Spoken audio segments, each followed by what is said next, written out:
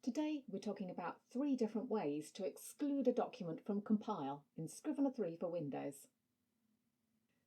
The first method is simply to untick the box in the inspector on your editing screen for the document or folder you want to exclude. Doing this will remove the document from any version you create in Compile until you reselect it. It is a bit of a pain though if you want to exclude multiple folders or documents at once. The second method is to do the same thing in the Compile screen. This is easier for multiple exclusions because you get a list where you can simply scroll down and deselect the items, which is obviously much quicker. But you do need to have named everything in a way where you'll be certain what's what, or you could end up in a pickle. The third method is to create a specific collection for that printout. Select your files and click on the plus on the Collection tab.